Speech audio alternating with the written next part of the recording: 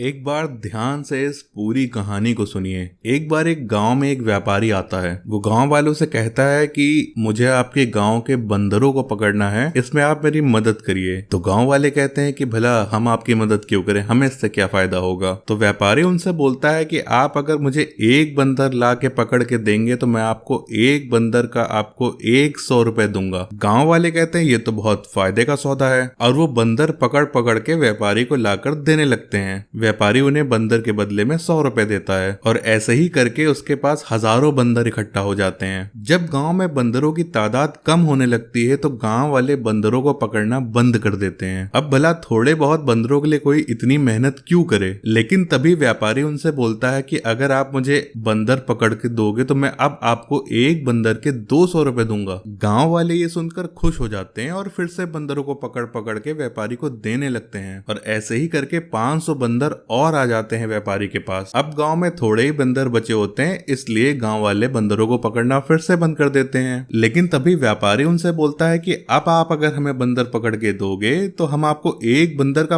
500 रुपए देंगे। लेकिन तभी व्यापारी को एक जरूरी काम से शहर जाना पड़ता है और वो गाँव से चला जाता है। वो गाँव वालों को बोलता है कि अब आप मेरे सहयोगी को अपने बंदर लाकर बेच सकते हो। अब जैसे कि गाँव में बंदरों की तादाद बहुत कम हो गई थी तो व्यापारी का सहयोगी गाँव वालों से कहता है कि मैं आपको बंदर 350 रुपए में बेच सकता हूँ, और जब व्यापारी वापस आ जाए तो आप उसे बंदर 500 रुपए में बेच देना। गांव वाले ये सुनकर बहुत खुश हो जाते हैं, उन्हें बहुत फायदे का सौदा लगता है। वो सहयोगी जितने भी बंदरों को इकट्ठा करके अपने पास रखे हुए था वो सारे बंदर वो गाँव वालों को वापस बेचने के लिए तैयार हो जाता है, और गाँव वाले अपनी सारी जमा पूंजी इकट्ठा करके उन बंदरों को खरीदने में लगा देते हैं। और तभी एक दिन वो सहयोगी उस गाँव से गायब हो जाता है। फिर ना कभी वो व्यापारी गांव में वापस आता है और ना वो सहयोगी, और गांव वालों के पास बचते हैं खूब सारे बंदर। और गांव वालों ने अपनी सारी जमा पूंजी उन बंदरों को खरीदने में लगा दी थी, और अब गांव में सिर्फ बंदर ही बंदर थे। इस कहानी से हमें क्या सीख मिलती है? ये कहानी हमें बताती है कि क्यों हमें लालच नहीं करना चाहिए, और सामने वाले के दिमाग में क्या चल रहा है हमें वो